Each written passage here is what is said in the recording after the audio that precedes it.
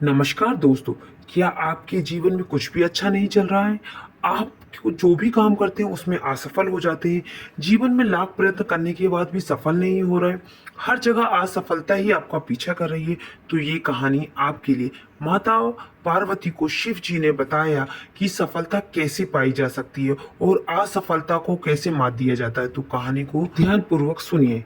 एक समय माता पार्वती और भोलेनाथ आप बैठे हुए थे। माता पार्वती ने बड़े ही प्यार से मीठे शब्दों में भोलेनाथ से पूछा कि प्राणी, जो लोग हर जगह असफल हो जाते हैं, जिनके पास लक्ष्मी नहीं टिकती है, उन्हें हर क्षेत्र में सफल होने के लिए, अपने जीवन को सफलतापूर्वक चलाने के लिए क्या उपाय करने चाहिए?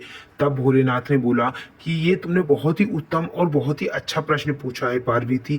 इस प्रश्न का उत्तर मैं एक कहानी के माध्यम से तुम्हें देता हूँ, तो तुम कहानी को ध्यानपूर्वक और अच्छे से सुनना। एक समय माता लक्ष्मी और विष्णु भगवान दोनों साधु का वेश रख के भ्रमण पर निकले। उन्होंने एक सेठ को रोते हुए देखा। वो अपनी पत्नी के साथ एक पेड़ के नीचे बैठकर रो रहा था। तब वहां विष्णु भगवान, माता लक्ष्मी उसके पास गई और उससे कारण पूछा कि भाई, तुम रो क्यों रहे हो? तब उसने रोते हुए बताया कि मैं जीवन के हर क्षेत्र में असफल हो गया हूँ। मेरा कोई भी काम धंधा नहीं चलता है। मैं पहले खेती करता था, खेती में भी मुझे बहुत घाटा हुआ। मैंने व्यापार किया, उसमें भी मुझे घाटा हुआ। मैं जीवन के किसी भी क्षेत्र में सफल नहीं हो पाया, इसलिए मैं यहाँ पर बैठ के रो रहा हूँ। तो भगवान ने पूछा कि तुम कैसे सफल नहीं हुए? उसने फिर बताया कि मैंने पहले खेती करी, उसमें मुझे बहुत घाटा हुआ। फिर मैंने पत्नी के गहने जेवर सब कुछ बेच के अपने परिवार के साथ मिलकर एक व्यापार शुरू किया। व्यापार भी मेरा नहीं चला, जिसमें मैं असफल हो गया। और वहीं मेरे एक मित्र ने भी मेरे साथ व्यापार शुरू किया और वो सफल हो गया। और मैं जब असफल हो गया तो मेरे घर वाले मुझसे दूर होने लगी। जो मैं घर वाले मेरे साथ खड़े रहते थे, वो लोग मुझसे कासों दूर हो गए, क्योंकि मैं जो भी कार्य कर रहा था घर वालों के लिए ही कर रहा था। अगर मैं असफल हुआ तो मैं इसमें मेरी क्या गलती? और मेरा मित्र रोज घर आके अपनी सफलता की कहानी बताता हूँ, और उसकी कहानी सुनकर मेरे घर वाले मुझ पर और दबाव डालते हैं कि तुम्हें सफल कैसे नहीं हो रहे, देखो तुम्हारे दोस्त से कुछ सीखो, उसकी तरह बनो, वो कैसे सफल हो गया। अब बताइए मैं क्या करूं? अब मैंने सोचा क्यों ना मैं अपनी जान ही दे दूं। तो मैं ऐसा सोचकर अपनी पत्नी के साथ आत्महत्या करने निकला। पर आत्महत्या करने की मेरे अंदर शक्ति नहीं हुई, तो इसलिए मैं पेड़ के नीचे बैठकर रो रहा हूँ।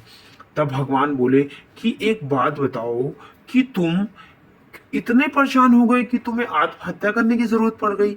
ये बताओ कि तुम्हारा जो दोस्त आता है, मित्र है, वो सफल हो गया, तुम्हें इस बात का ज्यादा दुख है कि तुम सफल नहीं हो पाए, तुम्हें इस बात का दुख है?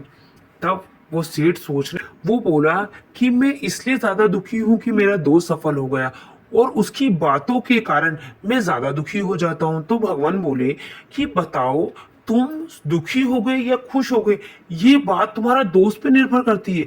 वो क्या तुम दोस्त की कठपुतली हो? अगर तुम्हारा दोस्त के बोलने पर तुम हंसोगे, तुम्हारे दोस्त के बोलने पर तुम दुखी हो जाओगे, तुम्हारा तो कुछ नहीं हो सकता। फिर उसने भगवान की पैर पकड़ लिया और बोला, महाराज, जैसा आप बोलेंगे मैं वैसा करूंगा। तो भगवान बोले, तो ध्यान पूर्वक सुनो। तुम्हारे दोस्त की एक एक बात बिल्कुल सत्य है। जो वो कह रहा है वो तुम्हें गलत लग रहा है, पर वो बिल्कुल सही कह रहा है। वो अपनी सफलता की कहानी तुमको बता रहा है। तुम्हें उसकी सफलता की कहानी से कुछ प्रेरणा लेके आगे बढ़ना चाहिए।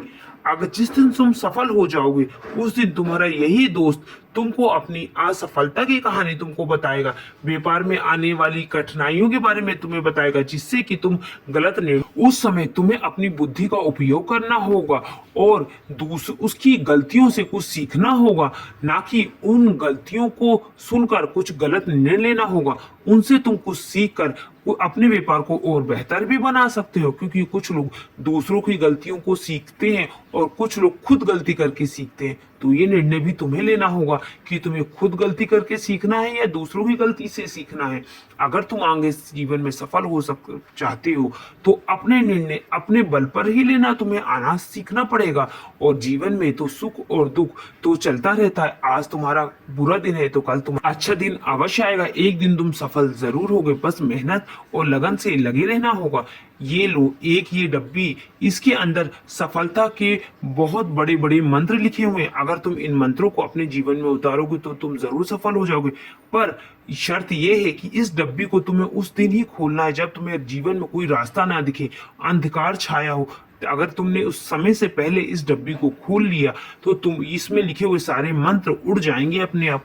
उसने बोला बिल्कुल, और साधु को प्रणाम किया और भगवान महासिद्धि ने सफलता का निश्चय करके अपने व्यापार में लग गया और आखिरकार वो सफल हो गया।